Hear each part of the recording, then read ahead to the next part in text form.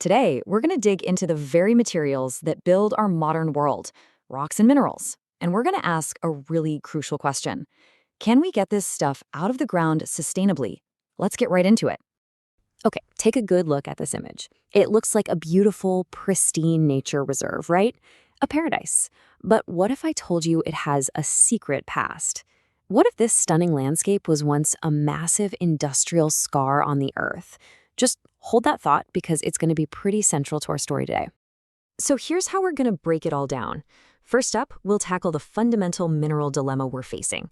Then we're going to explore three key solutions: being smarter from the start, harnessing the power of recycling, and finally, healing the land. All right, let's jump right into the heart of the issue. We rely on rocks and minerals for, well, pretty much everything, from the buildings we live in to the phones in our pockets.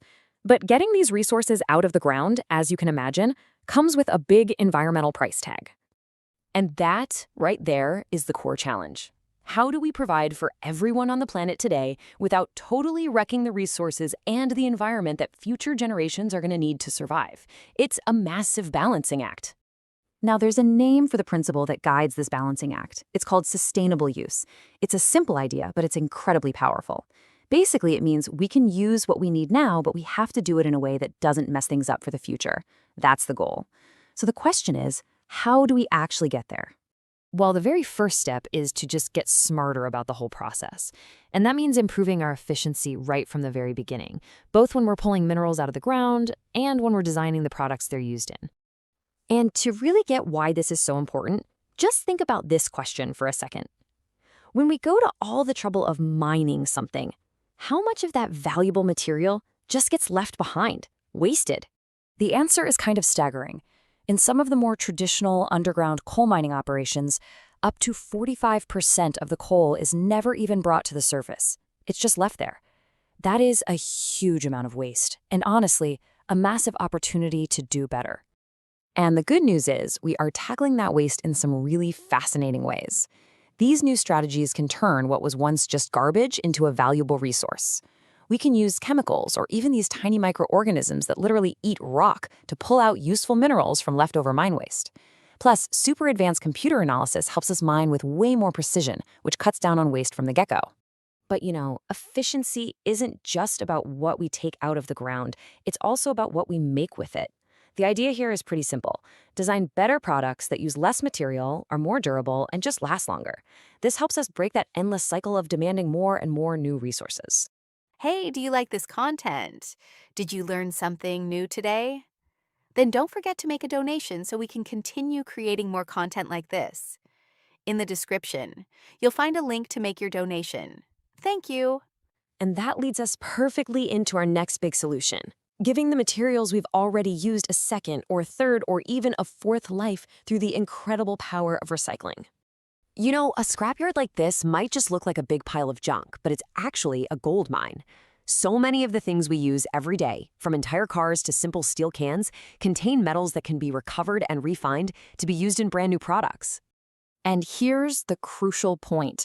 Recycling isn't just some feel-good activity. It is incredibly effective. It takes way, way less energy to recycle metal than it does to mine and process brand new ore. For example, recycling an aluminum can saves a staggering 95% of the energy needed to make a new one. Think about that. Every single can we recycle means less need for a new mine, which directly shrinks our environmental footprint. This also points to another really smart strategy: substitution. When a resource like copper gets harder to find, we can innovate by replacing old copper wires with fiber optic cables made from silica, which, comes from sand, a much, much more abundant resource. We take a lot of pressure off those scarcer materials. Okay, so we're getting smarter about extraction, and we're recycling more. But what about the impact that mining inevitably has on the land? What happens to a place after all the mining is done? This brings us to the final piece of our puzzle: healing the land. Mineral extraction often leaves these enormous holes in the landscape, and we can't just walk away and leave these scars on the planet. So what can we actually do with them? Hey, remember this image from the very beginning? Well, this is the answer. This beautiful scene right here was once a working granite quarry. It's living proof that with careful planning, we can completely transform these sites. And there are a few proven ways to do it. If the rock that's left over isn't toxic, the hole can be filled with water to create a reservoir, or it can be reshaped and restored to become a nature reserve or a park.